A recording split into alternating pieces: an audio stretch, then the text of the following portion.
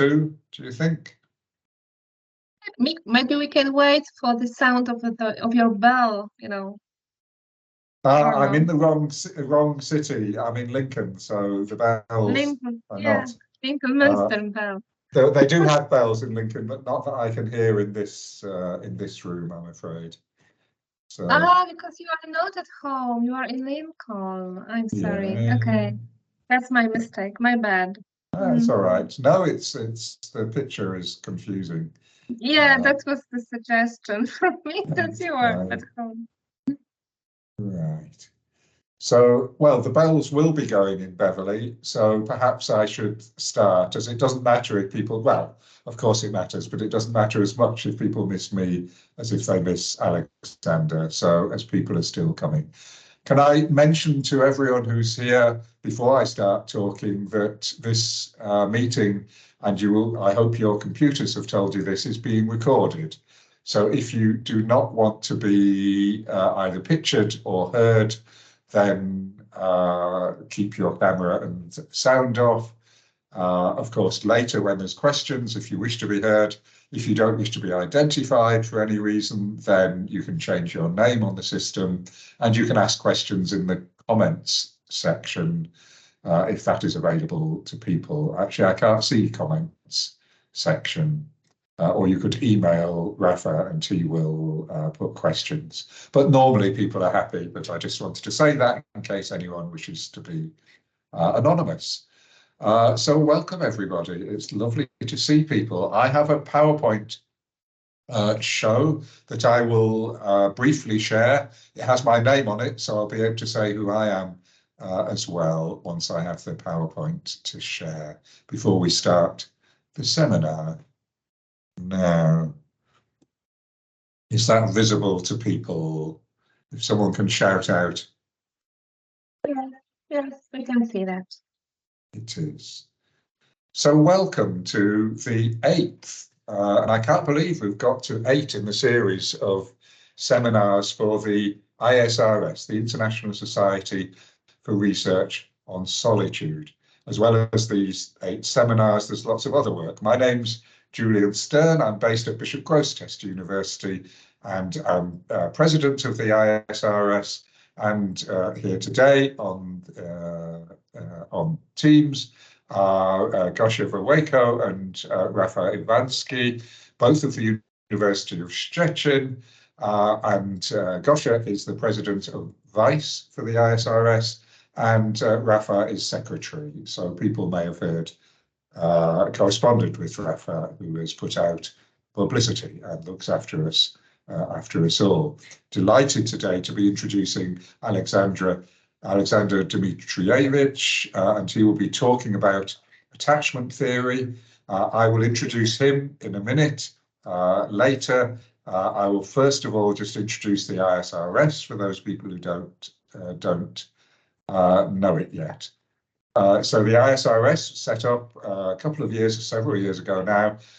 We have a website which you can see on the screen, and that's a screenshot of the website at the moment, which is incidentally advertised, and the email address that you can write to a general email address, as well as Rafa's and Gosia's and my email addresses, which are available. And in particular, you will see highlighted there is the Alone Together Mapping the Field, Challenges and Futures, which is the 4th of a series of conferences that we've organised since before the pandemic, for before times. That's happening next April in Lincoln.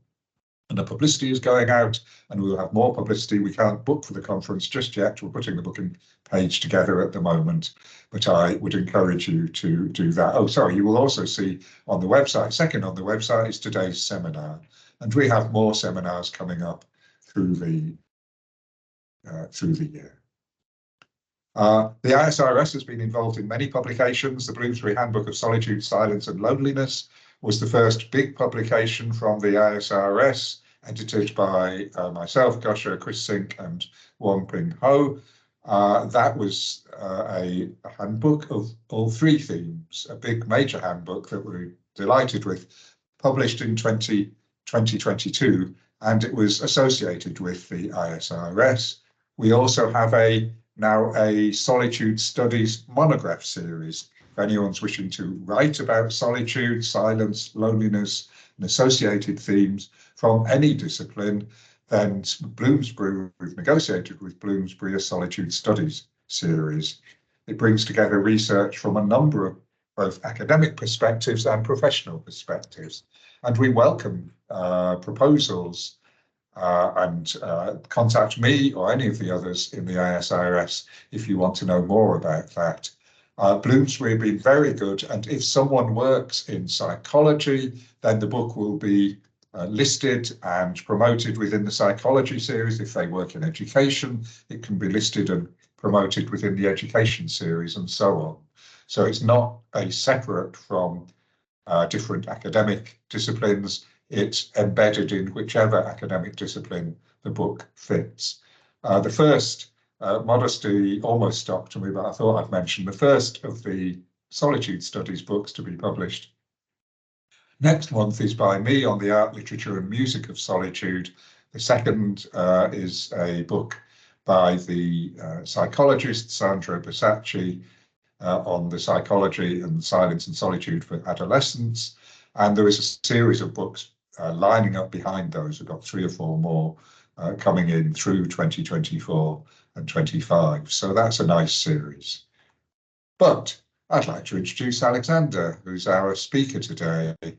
Aleksandar has a major contribution particularly as, in other ways as well, but as editor of these, co-editor of these 2 books, one on silence and silencing in psychoanalysis, and the other From the Abyss of Loneliness to the Bliss of Solitude, Cultural, Social and Psychoanalytic Perspectives. Fascinating books, both of them.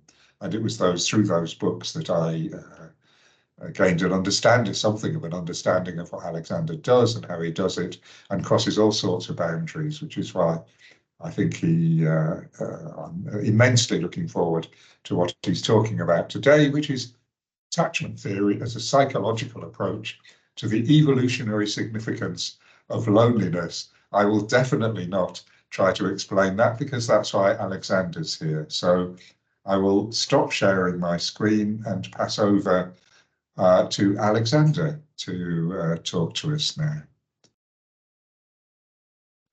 Thank you very much, Julian. I hope everyone can hear me, and I thank you all for coming and for your attention. I will speak about all of these topics that were mentioned from the perspective of psychoanalysis, because I'm a clinical psychologist and a psychoanalyst, and my thinking is somehow, should I say, infected by psychoanalysis, whatever the possible topic is. I will give a brief introduction because I feel not many people care about psychoanalysis in the academia nowadays, and not many students learn about it. And then I will try to tell you how I believe the psychoanalytic understanding of loneliness can be made both more profound and more relevant with the help of evolutionary thinking. So to begin with, for decades, for almost a century, psychoanalysts felt that life began in utter isolation, that children, babies, were born into something that Freud called primary narcissism, and some authors later on during the 1960s and 70s called even primary autism, believing that for quite some time there is no way, there is no capacity in a baby to make a distinction between herself and anything in the environment. That babies feel the whole world is a part of them, the whole world belongs to them, and there is no distinction, there is no boundary line that separates them. And unfortunately, like many things in early psychoanalysis, I cannot tell you what this was based on, where the evidence for this came from. Freud wrote about this and published this paper in 1914, and then many people followed. We know now from a huge number of empirical research from various perspectives various approaches to developmental science, that none of this is true. That babies, when they're born with capacities to perceive, even to understand, to a certain extent to anticipate, and that these capacities that they have are focused on their social capacity, on their social life, on their social communication. Of course, they cannot do math, they cannot tell you anything about geography, but they are so unbelievably powerful when it comes to social interaction. I'll tell you more details soon. Why were psychoanalysts wrong for such a long time when it comes to something so important? Well, there are two important things about this. There could be more. Two that have come to my mind and seemed important.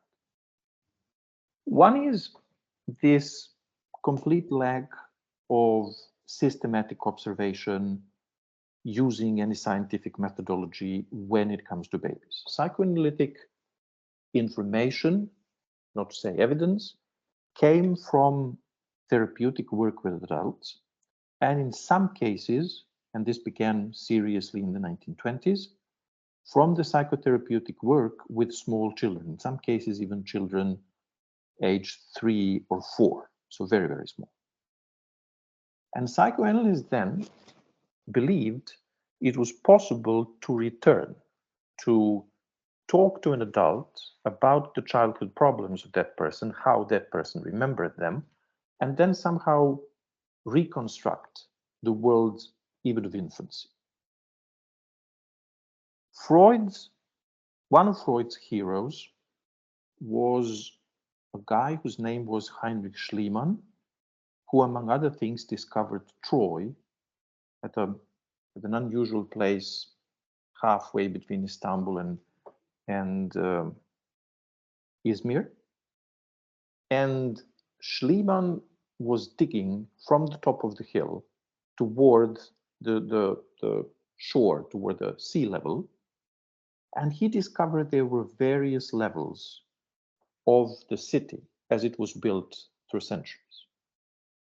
And Freud accepted this as his so-called archaeological metaphor, and he believed the human mind was the same, structured as different layers, the deepest ones coming from infancy, the most superficial ones coming from today, and then a psychoanalyst would be slowly digging through them to discover what was going on with the person. And of course, you can easily imagine how many different methodological problems we can encounter here. How can we improve something about all of this?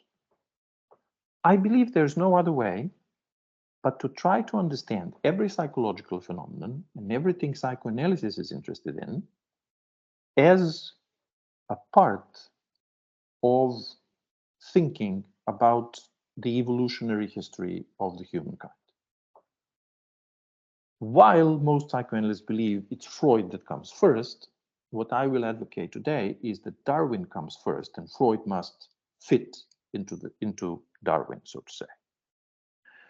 This, of course, was done a long time ago by the British psychoanalyst John Bowlby, the founder of attachment theory, who started asking these questions and had very relevant answers to some of these questions. I will organize my story for you today in a way similar to how I organized it in the book, beginning with a question that I think is evolutionary extremely important and was never mentioned in Freud, and I don't think was mentioned in Bowlby. And that question might sound simple, and it is, why is sex so pleasurable? We know that Freud spent so much time, and psychoanalysts after him wrote probably hundreds of thousands of pages about the importance of the sexual drive. But the fact that sexuality is important, powerful, pleasurable, was somehow taken for granted, it seems. And if we try to look at it, and I'm sorry if this introduction is too long, and I'm yet to come to to the problems of loneliness and solitude. The power of sexuality comes from the necessity of the evolutionary process to give us built-in rewards for certain behaviors, activities, functions, relationships that are extremely important and necessary, and we cannot be trusted that we would be able or willing to do them well enough. So along the road, it turned out that we are at least too distractible, if not too stupid, to take care of it, that we need to drink water regularly. So we have to have two reminders for this. One, that thirst is something unpleasant, and the other one, that when you drink water after being thirsty, you feel pleasure. And when you feel pleasure, you figure out, I want to do this again. And in this way, the survival of the species is somehow made possible and probably. So those things without which we're dying, without which we as individuals and species, we would not be able to survive, these are the places where nature gave us a lot of pleasure. So when we can do this, we experience a lot of pleasure in our brains, and then in our minds, and then in our social relationships. So this, I think, would have been simple if the situation doesn't show us that there are several drives which all lead to the similar outcome, though in not completely the same ways. But although they can compensate for one another, and if you have less of one, you can compensate by enjoying the other one more. So there's a lot of research in recent years about people in the Western civilization overeating when they don't have other drives satisfied. If you feel lonely, if you don't have sexual contact or something, then it's very easy to overeat. You're using another drive to compensate for the lack of satisfaction of one drive. That is an easy option in our lives. Although this is the case, we can notice throughout history in most of the societies, and especially in this at best neurotic Western world of today, that the sexual drive has a very powerful role. Look at the advertising, at the movies, in private lives, at clinical world, and so on. So if we think, why would that be the case? Why would nature need, so to say, to bribe us even more powerfully when it comes to sexuality than to other drives? The answer, I believe, is rather simple. If you think about the world 100,000 years ago, 50,000 years ago, 250,000 years ago.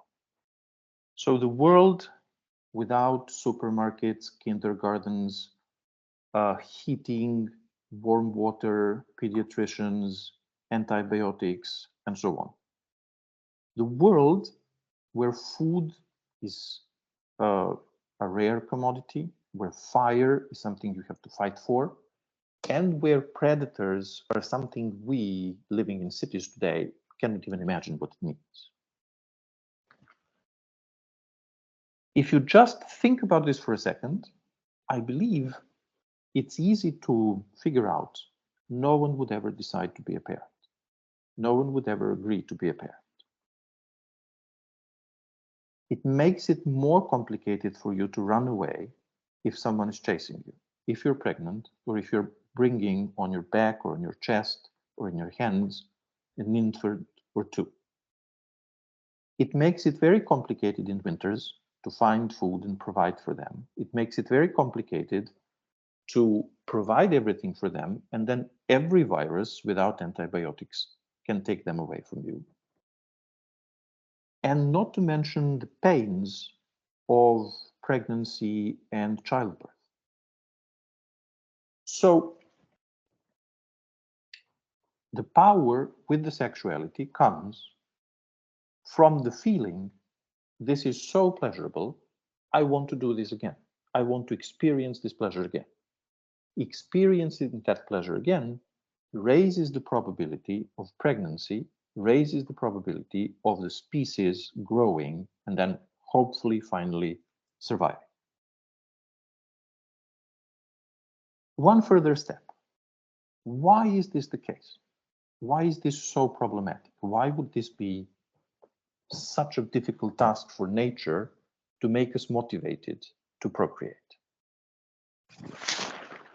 At a certain moment, very probably 70,000 years ago, a certain great-great-great-grandfather of ours came to the most ridiculous and possibly the most stupid idea to try and walk upright. And the upright walk changed everything. We immediately became a completely different species. All of a sudden, arms and hands were available to pick fruits, to fight, to use tools. And we became this species that we are today, that can use iPhones 24/7. And on another level, our brains change completely because the information from the so-called distal senses, so those that can like smell and taste, they can tell you what happens very nearby around you, became irrelevant, and 75% of what our brains receive today are the information coming through the visual world. And this is extremely important because vision helps you see the prey or the predator from far away. So you can prepare and organize and make a trap or run away or call other people to fight together with you. And again, the probability of survival is bigger and more obvious. Whoever has seen a small baby or held a small baby in your hands, I'm sure you've noticed immediately the problems that come out of this. One is this stupid thing that stands here on top of all of us, that babies don't have the muscles to keep. We have to hold the head of a small baby for several months before these muscles are growing stronger. We have this huge problem that we need muscles to keep the spine and the neck and the head upright.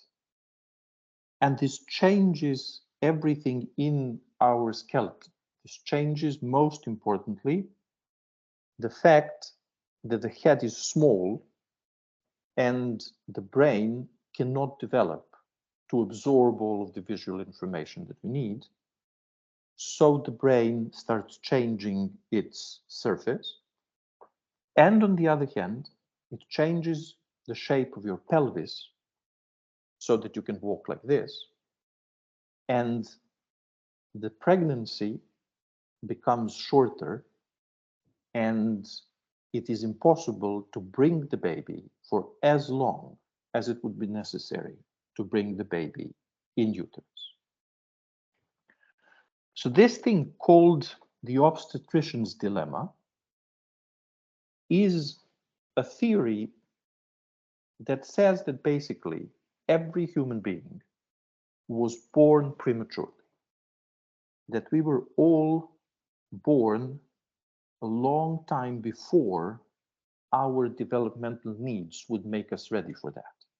We were born at the moment when the narrow pelvis and the small uterus of our mothers had to send us out.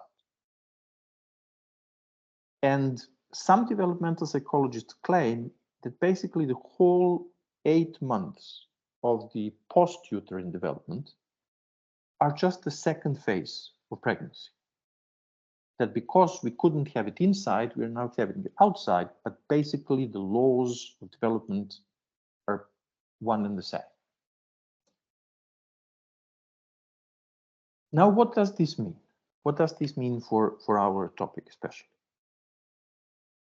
This means that humans, more than any primates, and of course, incomparably more than any other animal species, come into the world completely helpless. There's nothing we can do on our own when we're born and in the beginning of our development.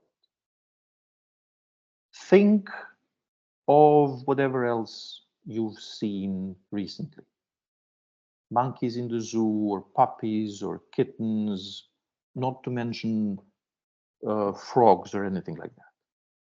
We cannot move, we cannot talk, we cannot use the most usual way of communicating with the adults of our species. We cannot chew, we cannot recognize the food we need. The most basic things for survival are completely unavailable to us. So what is it that is available to us? What is it that we're bringing into this world? How is it that we have survived? How is it that we are, in some things, so advanced and powerful? We come with an unbelievable set of tools for social interaction.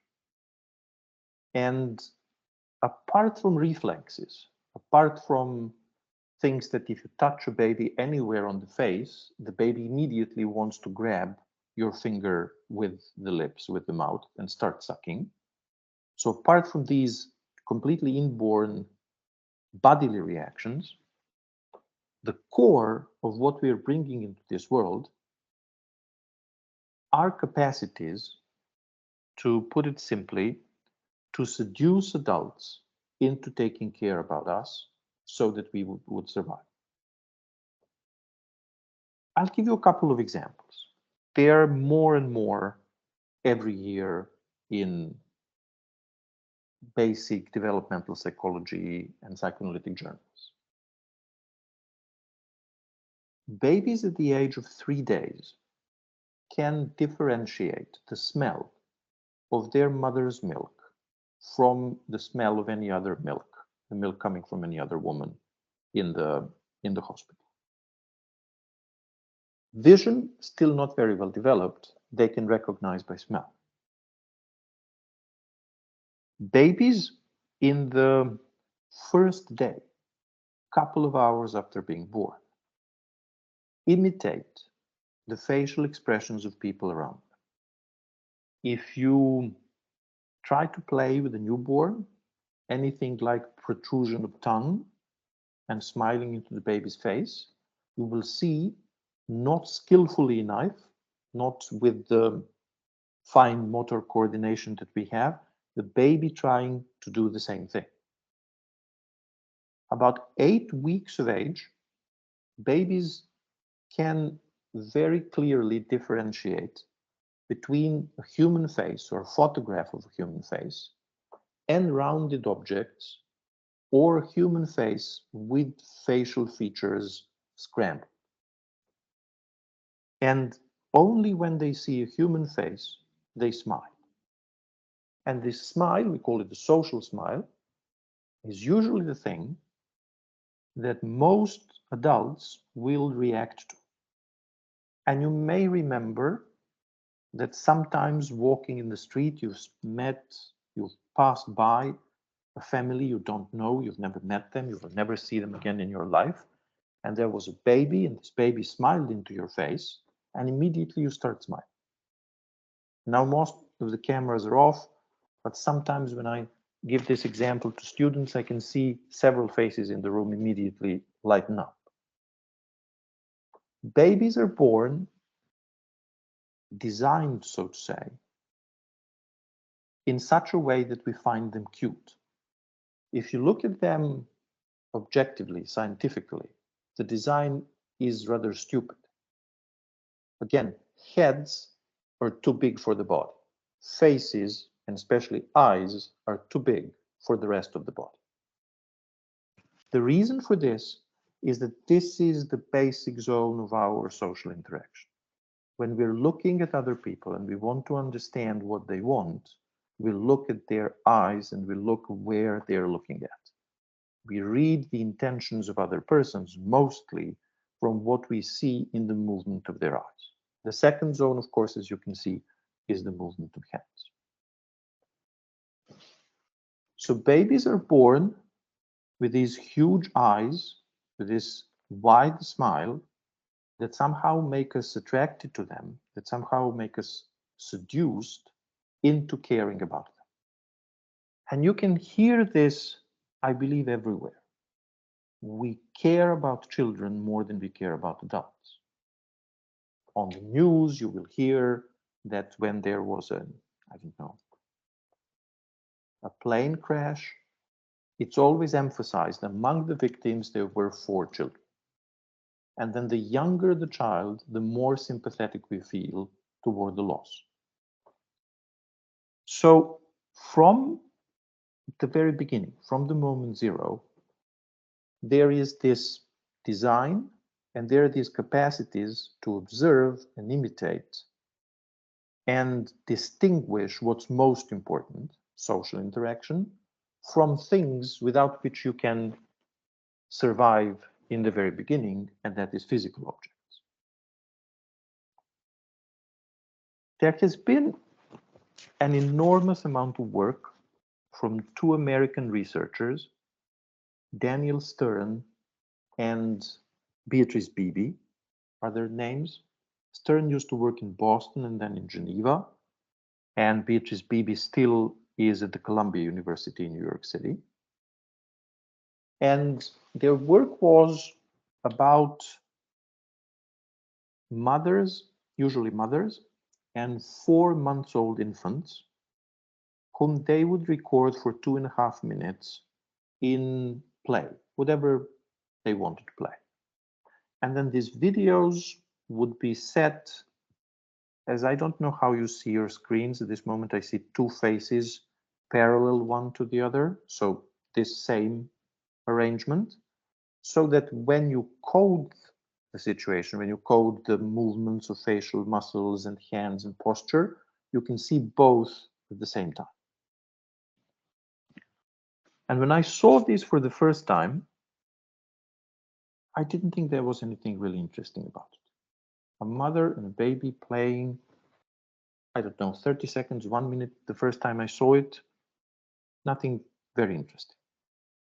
The point of this methodologically, scientifically, is that you watch it frame by frame, that you watch it 1/24th, 1/30th of a second, and then you try to compare what happens in the left side of the frame and the right side of the frame. And then the next 1/30th of a second, and then next 1/30th of a second. And the thing that I found amazing was that where there is, not to use technical psychological terms, where there is a secure bond, where there is the commitment of the mother or some sort of non-verbal understanding between the mother, and where both the mother and the child enjoy spending times together. What you see in this frame-by-frame analysis is basically a ballet, a perfect ballet. The moment the mother comes toward the child, her head going down and to the left, and her right shoulder goes down, that same moment the baby goes up with the right hand and the head toward the mother, the smile on both faces, and sometimes you can see that the baby in excitement, that the baby lifts the right foot because of the happiness that the mother is coming and they will hug, the mother will take the baby in her arms soon. You can see from this that at the age of 4 months, babies are capable of initiating, moderating, and terminating social interaction.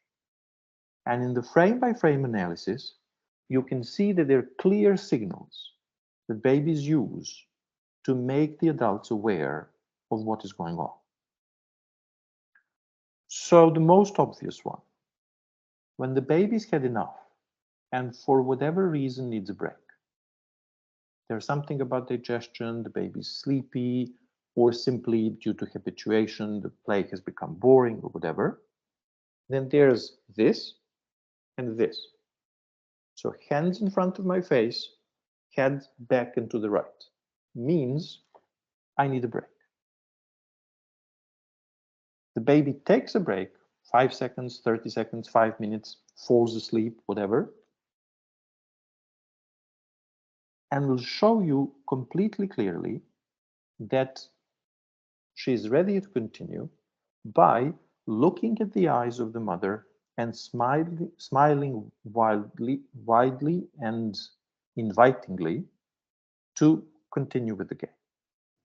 And there's some sort of a list of these signals, how things begin, how they slow down, how they go faster up, and so on, which, and this might be a wild hope of mine, which could become over time something like a periodic system for psychology, a periodic system for psychoanalysis, where we would have these elements of social interaction that we could follow in different situations, possibly different ages, and so on. But let me tell you what we definitely know at this moment.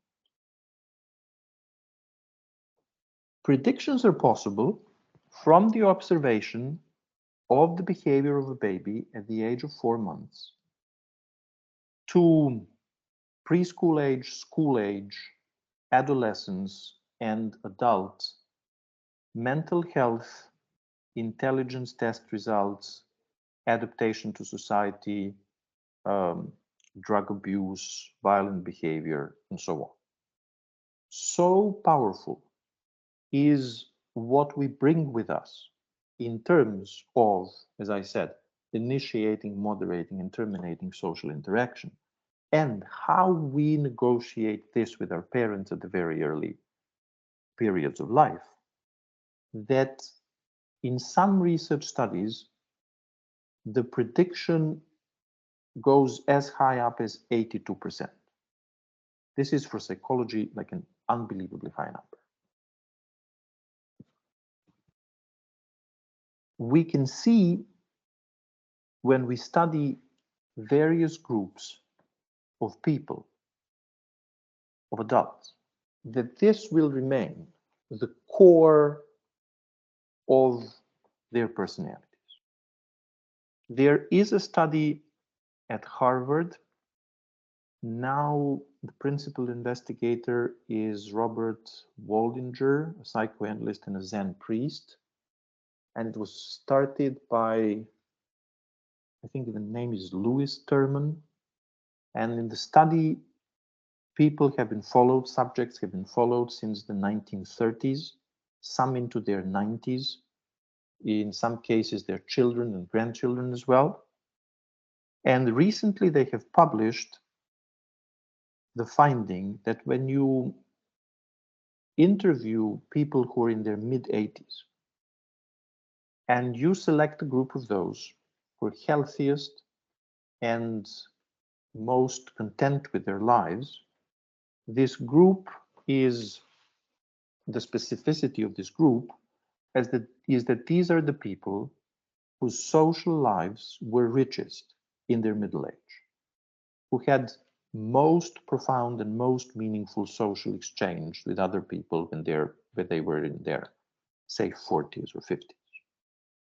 On the other hand, there are countless studies with clinical samples, and I've listed several in the book, with heroin addicts, with psychosomatic patients, with psychotic patients, various groups, with people in prisons, with juvenile delinquents and adults in prisons. In all of these cases, you find, when it comes to attachment, that clinical samples For instance, in one of the English prisons, I can't remember the name of the prison, but that's probably not relevant. 1 out of 60 people was securely attached. In our sample, in a research study we did in Belgrade, 91% of heroin addicts were insecurely attached. So you see that at the core of whether you're going to feel like high levels of well-being, enjoying your life, being healthy, and so on, or you will need help because you're suffering from serious problems, the capacity to communicate with other people, or the feeling of isolation, loneliness, and not being in a position that you can actually exchange something with other people that is important and meaningful to you, is the core thing. I'm not trying to say that the brain doesn't play the role of neurotransmitters or childhood trauma. Of course, all of this plays the role. But at the core of all of this is, at the core of mental health or disorder, to put it simply, is how lonely or well integrated we feel, how socially isolated or capable of exchange of meaningful and important things with other people we are. Why is this so? Let me return to the beginning of the story one more time.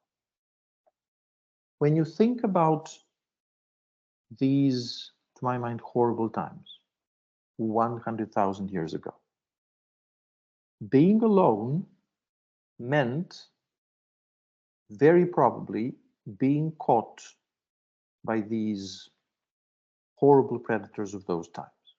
Being alone meant dying of cold in winter. Being alone meant being exposed to hunger and so many different things. And this all is incomparably more obvious with small children than with adults, but it's obvious with everyone.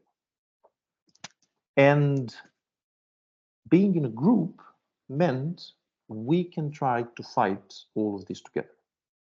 We can try to help one another and somehow run away together, hide together, beat this bear or lion or whatever together. So humans have evolved, contrary to Freud's opinion, into a species that can survive only in one way, and that is collaboration. Without collaboration, we wouldn't exist, and we might destroy ourselves as a species and many other species on the planet because we are tempted to forget about collaboration and enter conflicts and competition and rivalry. There is an extremely relevant researcher for this. His name at this moment sadly escapes me, Michael Tomasello. He used to be in Leipzig, like 90 minutes by train from where I'm sitting at this moment. And then he went to the Duke University in the US. He is a primatologist. And in his labs, and I met some of his students who traveled around the globe to observe primates in nature. I envy them a lot. In his labs, he did wonderful experiments on the line of thinking started in the 1970s with a simple question: does a chimpanzee have a theory of mind? Can chimpanzees understand the point of view of another? And in labs, they proved very easily that if you put food, if you put bananas into the center of the room, but they're partly hidden. From some perspectives, you can see them. From some angles, you cannot see them. And there's a young chimp and there's a grown-up chimp. And of course, the young one is afraid. If he tries to take the bananas, the older one might get angry and kick him. It is very easily obvious in experiments that the young chimp can predict whether the older one will figure out that bananas are there and then get angry, or is completely not aware of that, so you can eat them hiding and you will be safe. You can see, I think on YouTube as well, that if you give something to a chimp and he should return it, it should return it on the other side of the cage and get a reward, they learn this immediately. They're super smart about these things. But then you give it a thing that it should bring there, and you drop a set of keys. It stops. It doesn't go there immediately. It figures out something will change now. Something happens in your mind.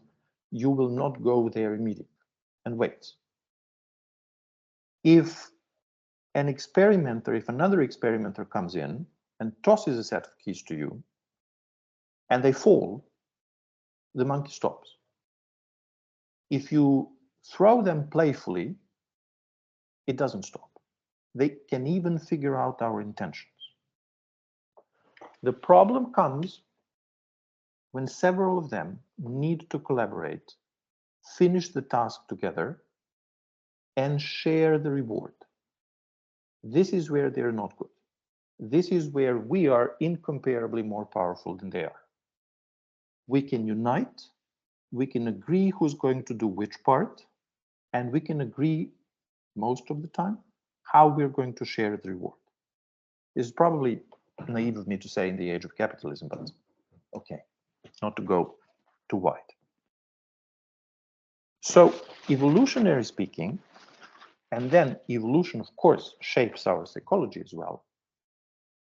We are the species that has to run away from loneliness. We are the species that has to collaborate because that's the only way for us to survive.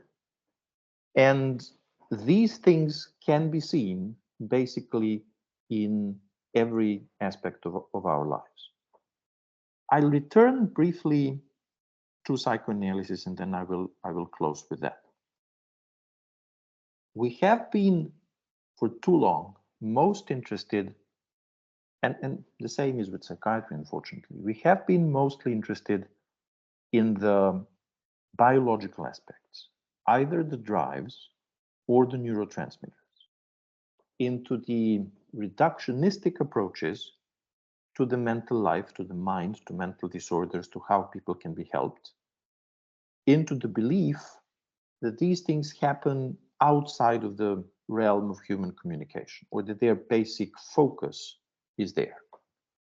I think if we observe all of these things that are important to clinical psychology, psychoanalysis, psychiatry, developmental psychology, from the evolutionary standpoint, then it becomes obvious that human communication, the feelings of loneliness, because you're lacking a certain skill for this or that reason, to fully express yourself, to understand what other people are trying to share with you, is something that is decisive in our feelings of discomfort, incompetence, low self-respect, low levels of adaptation to social group, low levels of integration, and then out of this, violent behavior, which is most often, I believe, from my clinical experience, a consequence of the feeling there's no one here who will ever understand me, so I have to punch them in the face. Using drugs, developing hallucinations and such stuff. All of these come from the core problem of utter loneliness, of the loss of hope that the loneliness can be overcome in any way, that there will ever be anyone who will actually understand what I'm bringing in myself, and that, as a matter of fact, I myself don't understand what that is, that I might get afraid of it, or ashamed of it, or embarrassed, and so on and so on. I hope this was not too long. I promised 40 minutes. I tend to speak too much, and I hope I didn't do this today. I hope you find this relevant. I've gone very, very winding road, but I hope this means something to you and will be useful for your thinking and possibly for some of you to your clinical work, and I would be very happy to hear your questions. Thank you very much. Thank you. Thank you so much. We have 22 people, well, other than yourself, Aleksandar, 21 people, I guess, here. Would anyone like to make a comment or ask a question? If you put your either electronic hand up, the possibility of raising your hand, or if your camera is on, put your hand up as well, if you would like to ask a question. I've said this over and over again. I work in education, and people, the average time a teacher leaves before moving on after saying any questions is less than half a second. So I try my hardest to leave longer after saying, are there any questions or any answers for that matter before. Jarek, your hand moved there. Do you have a question? Yes. Thank you very much for your wonderful presentation, very important presentation, and we can, I believe, find in your narrative a lot of our experiences. But I have two comments. The first, and one question connected with it. The first comment refers to our policies referred to small children, because I, from my experiences for different study visits, I realized that in many countries in Europe, children are separated from their parents too early. For example, in Belgium, I realized that the mother have only 3 months of 3 months for taking care for her child, and after that she should look for any institution or any person who will take care of her children. The same in Finland. I saw some institution for small children, very small children, living there by their parents for the whole week. It's the first comment, and I believe that your research will influence this part of our life. And the second reflection after your presentation concerns the comparison of ability to communicate, ability to cooperate with the experience of loneliness. I wonder if it isn't an oversimplification. You mentioned that you work with people with different problems, with clinical problems, and I agree that in this context,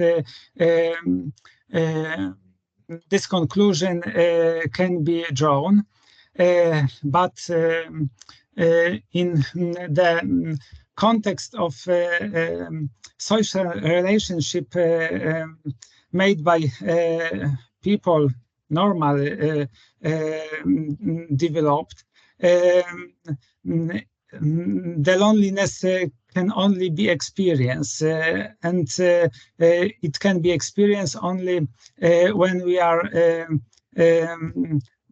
in very good relationship with our parents. Because I try to reflect, not conduct research, but reflect on the problem of loneliness, and I can observe that a lot of people can live in social relationships, in social context. They can cooperate, but they experience something like the loneliness, because there is nobody in their lives who can be treated as the second half, as somebody with whom the life project can be established. Do you understand? So I wonder if this comparison of communicative competences and ability to cooperate isn't too fast compared to loneliness. Thank you very much. Thank you. As to your first comment, I agree completely. Especially, I think, in the United States, where this idea of individualistic approach to life exists, this is exceptionally the case. Research has shown long time ago that the ideal period of the mother staying at home or one parent staying at home after childbirth is 18 months. And some of the countries, like I believe Norway, are even more generous than this. But most of the world does not follow this. Research is very unanimous when it comes to this, but hasn't shared much of the policies. So I'm not very hopeful.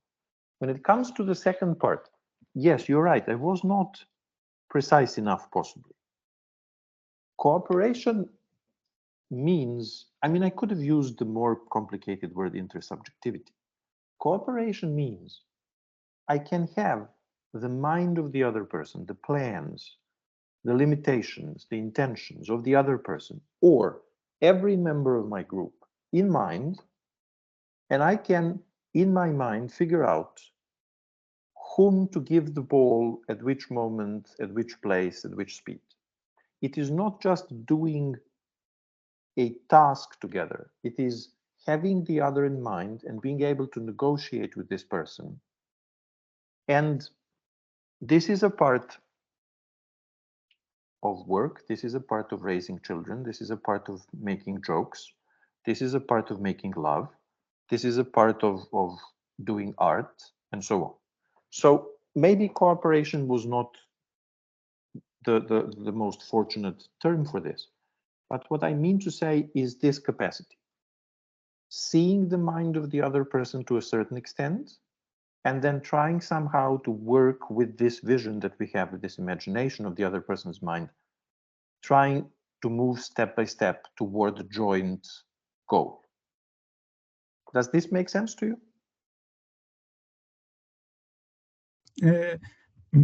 I think that that the experience of loneliness can be analyzed in a much more deep sense, not only in this behavioral context. So, but thank you for your answers. Thank you. Thank you. Perhaps I can use my chair's privilege, as there's no one else with a hand up, to extend that discussion. Thank you, Aleksandar, and particularly for your work and your description of very young babies, days and weeks old, in relationship already, and that fits a lot of, well, work in philosophy that I've seen and so on, and I'm pleased to hear more of that coming through. And the idea that even young babies, in English, the game of hiding from a baby and then reappearing that adults do is called peekaboo. And that the babies are playing peekaboo as well as the adults. I like that idea that they play that game of their own accord as well as the adults. Yeah. Slightly, and it's I think it's a different point to what Jarek said. You talked about lack of or poor attachment and loneliness being associated in various ways. As I understand it, and as people tell me in my research what loneliness is, loneliness includes being on one's own in some sense, a sense of rejection by people in some way, and also a third dimension of it in the modern sense, in at least 20th century onwards sense, of feeling to blame, feeling either shame or guilt about it, that the actual emotion of loneliness can have any of those three or all of those three characteristics. But then I feel as though I'm ending up saying, or you're ending up saying, a lack of attachment is associated with a lack of attachment, which is less surprising. In other words, if loneliness itself... Julian, I'm sorry to interrupt. You just said the lack of attachment is associated to lack of attachment. Yeah, in other words, loneliness sounds rather like attachment, lack of attachment. I'm trying to differentiate what's the difference between poor or inadequate attachment, which might be regarded as being separated from people, being rejected by people and taking on that oneself. That's how I might describe poor attachment. But that is how I would also incidentally describe loneliness, how people describe being lonely. So what point is being made by saying a lack of attachment leads to loneliness if they are so similar in their experience? That's what I'm asking about. Okay. How do you differentiate them? The first thing that I would like to say, it has always been my impression, not based on any scientific work. When I'm in a large city, I feel there must be millions of people surrounded by millions of other people who feel utterly lonely because they're doing something and they're never in a meaningful personal relationship with another person. And does that sound surprising? Does that fit into the three dimensions that you mentioned? Yes, not on its own, but yes, if it's added to some sort of self-blame or sense of rejection. Yeah. I'm not sure it has to be blame or rejection. It's simply the nature of a large city, that it treats us, that it positions us in such a way that so many people live alone nowadays, so many people work 24/7, and simply it's the nature of the society today that no connections are being built. Anyway, the loneliness attachment connection, what we call insecure attachment, can lead to various sorts of problems. These problems can be related to how we form relationships with other people, who we choose to marry, how we do at school, and so on, and to mental disorders and drug abuse and delinquent behavior and such stuff. And one of the things very prominent here can be the feeling of loneliness. I don't think they are equal. I am sure they overlap to a certain extent. And I hope that using attachment research can help us understand why some people feel lonely.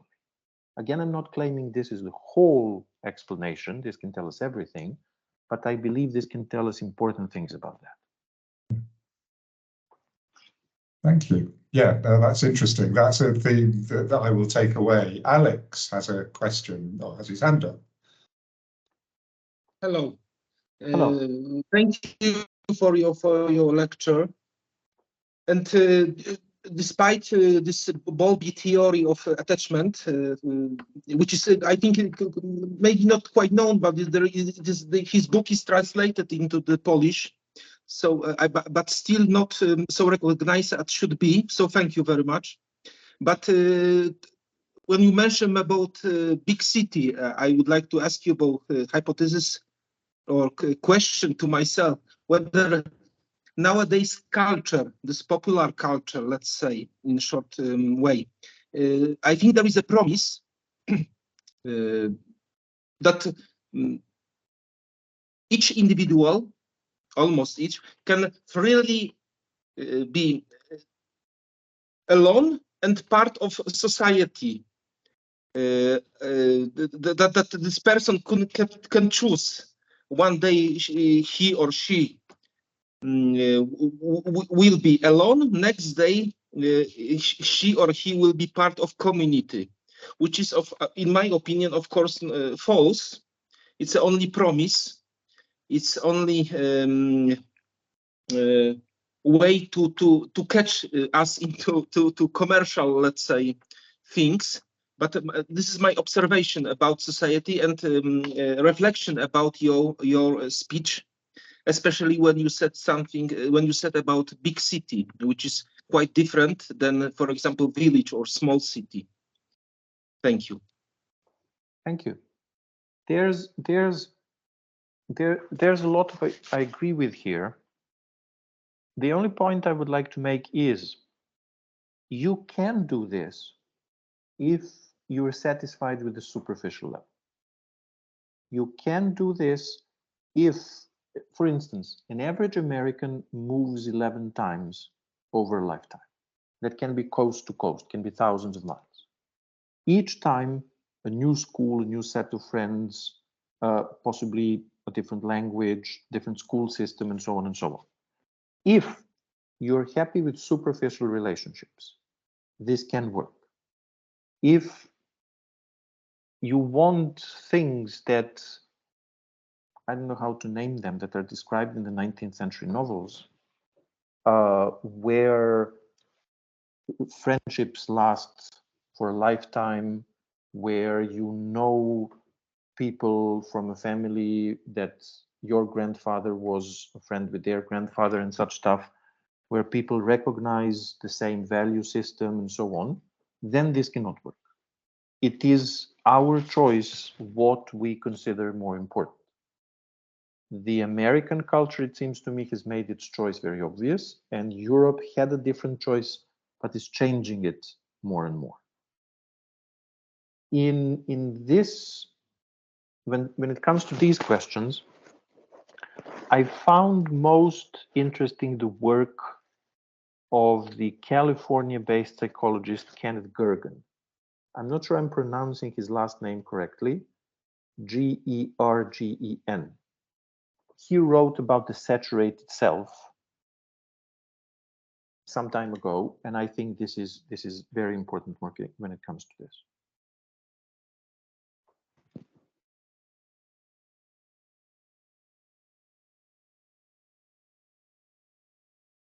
We can't hear you, Julian.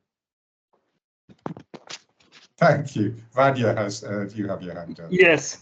Thank you, Aleksandar, for great lecture. Greetings from Belgrade. And I think there is in my opinion, there is agreement in society that relationships are important. But in your lecture, I think we could see that how much is important. So you really, in a nice way, combine evolutionary psychology and psychoanalytic, and I really enjoy in that. I wanted just to ask you in introduction for this lecture, there is written like that in opposition of loneliness, we have that strong togetherness that I read that it's like trauma. So that's a really new idea for me, that we have like one continuum of loneliness, and it's not our task is not just not to be lonely. There is another threat on opposition of that, to be in really strong and bad connection. So can you tell something more about that? I will. Thank you very much for reminding me about this. So I believe we can see many psychological phenomena from this perspective, that loneliness is the core experience around other things, around which other things then revolve. One example that I believe is obvious is neglect. If a child is neglected, the whole development later on will revolve around this fact that other people were too far away. Not just child. We can see And that's the old textbook that I learned this from decades ago. If you put newborn mice into a cage or a box that is colorful, and another group into a cage or a box that is monochrome, their brains develop differently. And not to mention the social stimulation. When it comes to trauma, what I meant to say was, traumatic experience means that another person has come too close, that another person has overstepped my boundaries in a violent way. And that I cannot now, because that's like why the experience is traumatic. I'm overwhelmed by this presence of the other person inside my boundaries, and I have no idea how to protect myself from this. So the other person is traumatically close, and I may need years to somehow figure out how to find the optimal distance toward other people. I did not mean to say, and I'm sorry that I forgot to elaborate on this. I did not mean to say that this is a necessary or a wished for experience. It is that with neglect, other people are totally far away and I suffer from it. And with trauma, another person or persons or groups jump violently into my private space and invade it, and I have no idea how to defend myself from this. Thank you. Thank you so much. Gosia, you have your hand up. Yes. Yes, because you mentioned being too close was a harmful situation for a person, and I find it really fascinating.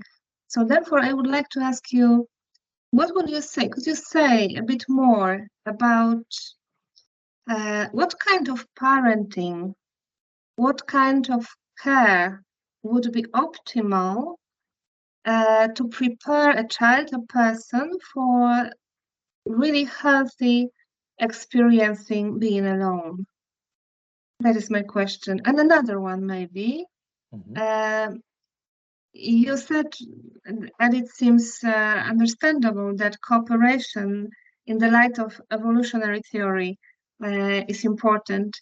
But I came across some research about shyness as also adaptive in the light of this theory. And I would like to hear your comment on that. The first question is, of course, the million-dollar question that would bring me the Nobel Prize or whatever, if I had the answer to it. Two things that come to my mind, which certainly cannot explain everything. One is that although every child comes to the world with this set of skills to seduce parents into play, into feeding, and so on, in every individual family, details have to be negotiated. So every child comes with the inborn mechanism of frustration leads to very loud cry. And we all know this. And adults have this very specific reaction that a part of the brain that we know is related to anxiety does not react to any sound like it reacts to the sound of your baby cry. So there's an evolutionary inbuilt connection. Your baby cries, you get upset, and you want to do something immediately. Still, in every family, this is being negotiated. In some families, the baby needs to start crying and the parents will immediately be on the alarm. In other families, babies have to cry louder and louder, longer and longer, until parents figure out. In some families, parents will decide to leave the child cry as much as necessary and not react until the child stops. There's a very simple thing many people will probably remember, like think of a 2-year-old with hands like this. I hope you can see me well. This actually means I'm afraid. But arms suggest, please take me into your arms so that I can see and feel that you're strong and powerful, then you will be able to protect me from this. But the child cannot say any of this, of course. So sometimes the child will do this and immediately the parent will react. Sometimes the child will have to do this and this and this, and we don't know whether the parent will react. So this is called, I don't know whether you like this clumsy psychoanalytic terminology, implicit relational knowing. We grow up with these implicit ideas, the social world works like this. And then we expect every time when I'm 5 and 15 and 55, every time I do this, people will react in a similar way as my parents used to react. So this is extremely powerful for our future. Now, there is even empirical research unrelated to the work of the famous British psychoanalyst Donald Winnicott, which says parents need to figure things out 50% of the time. So you'll certainly make mistakes. You'll be overwhelmed by certain problems, tired, in love, depressed, jubilant, whatever, and you will not be focused on your child all the time, and you will not figure all of the things out when you're focused on the child. I believe, and this again may be naive, if there is basically love in the family, and you figure things out 50% of the time, mistakes will be corrected along the way. If you give enough opportunities to your child to develop basic trust and find enough time to talk to the child and play with the child later on, things will be corrected. If there is no love in the family and you do all of the things correctly, the final outcome is not going to be positive. There is one famous American pediatrician to whom nurses complained that there was something wrong with the way mothers who suffered from schizophrenia were taking care of their children. And they started observing, and it turned out all of the behavior was completely on point. Changing diapers, feeding, nursery rhymes, everything was completely perfect. But it was cold and empty and with the mothers absent-minded. Cannot work. So we cannot come up with a perfect formula. We have to admit, to accept, we're always going to make mistakes, but we have to remain emotionally available. And the same thing, maybe I shouldn't have spoken about this so long, it's probably obvious. The same thing about psychotherapy. Psychotherapists don't need to be perfect. They have to forget and make mistakes and such stuff. But if there is trust, things will be corrected. Now, evolutionary psychologists try to explain everything we have today, every form of behavior, emotion, and so on, as having a role in the evolution of our species. And for most of the mental disorders, there are certain, to my mind, interesting stories. Like I think in the context of what I spoke about today, it's most obvious about grief and depression.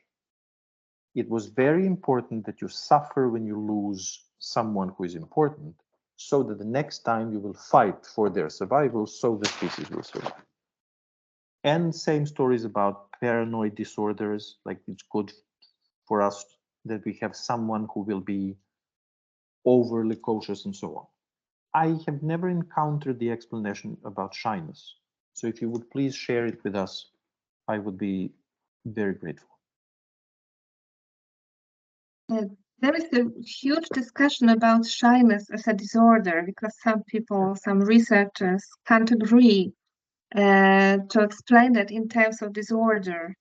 So I don't want to open this huge discussion, but what I feel and what I've read was about being cautious and being cautious not to waste energy for careless behaviors. So in that situation, shy people and animals can have more chance to survive because they seem not to behave in a careless way. Yeah. Thank you for your answer very much. Julian, we can't hear you again. You are a specialist in silence, Aleksandar, so thank you for pointing out when I'm just being silent. We have time perhaps for one more question and response if anyone else has a question. I noticed that I'm looking at names, the majority of people here seem to be are more likely to identify as women, but the majority of questions have been from men, and I feel mildly guilty. So if any women would like to, as well as Goshert, would like to level up the statistics, I would be delighted.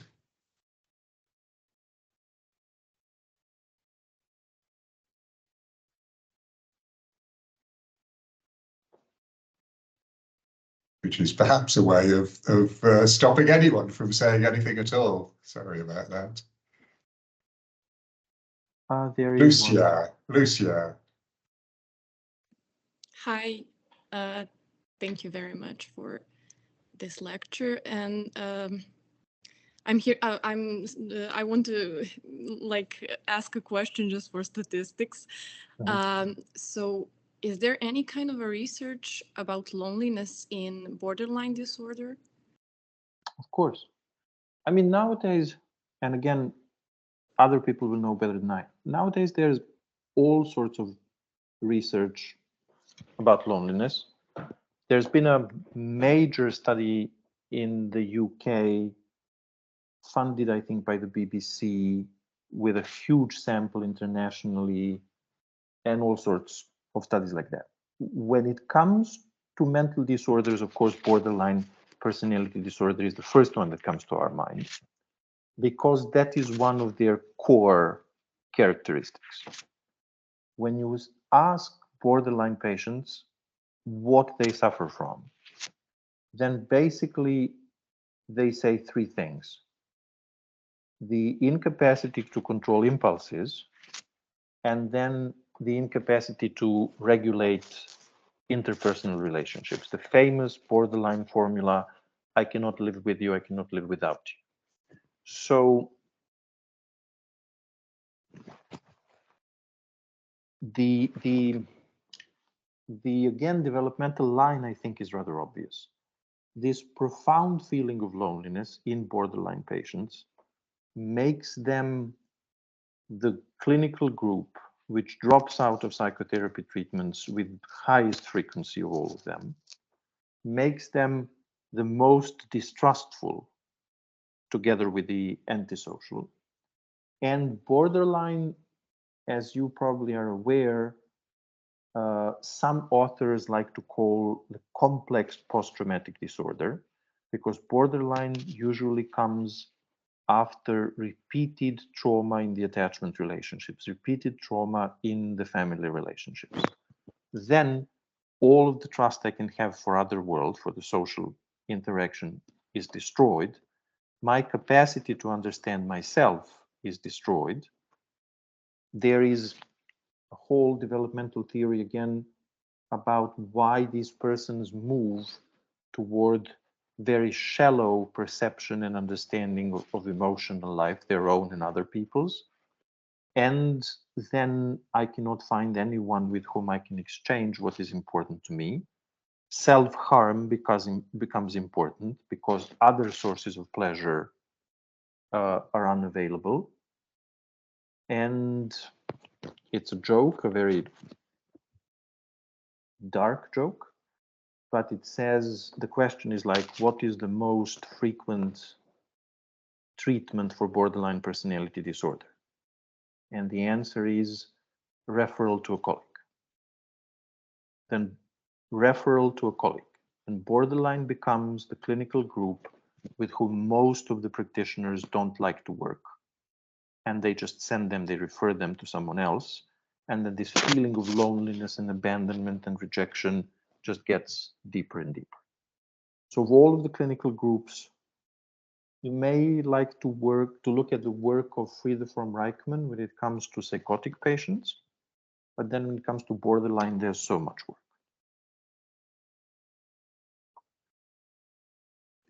I think I found a research where borderline disorder was like statistically higher on loneliness of all other personality disorders. There's a strange empirical finding recently, non-clinical one, that during the lockdowns, the social group that suffered most was young men who lived alone. We always expect older people, but this time it was completely different. Among clinical groups, borderline, no doubt about that. Thank you. Thank you. Wow, this can run on and on. Well, will run on and on as we continue this group and so on. Can I thank everyone who's been participating? It's been fascinating for me. It's been enlightening for me, and I've been studying some of these things for many years. And there's many new things, Aleksandar, that you've said, and many new issues that people have brought up. And I hadn't thought of, for example, thank you, Lucy, about borderline personality and loneliness, which seems to be both sides, the difficulty with and the difficulty without. It's the problem, as it were, with both sides of this, what Aleksandar described as the fundamental relational separation and relationship idea. It's been absolutely fascinating for me. I hope it has for others. This has been recorded, it's still being recorded, and we will put this up on our website so that people who were unable to be here will be able to listen and watch and also be enlightened. And those of us who were here and want to go back and follow particular issues will be able to watch again. So thank you everyone for taking part. Thank you Rafa and Gosha for helping, for organising it, organising it. And most of all, thank you to Aleksandar for the work that you've done. I'm delighted Thank you for the invitation and for the attention. Thank you. Thank you, everyone.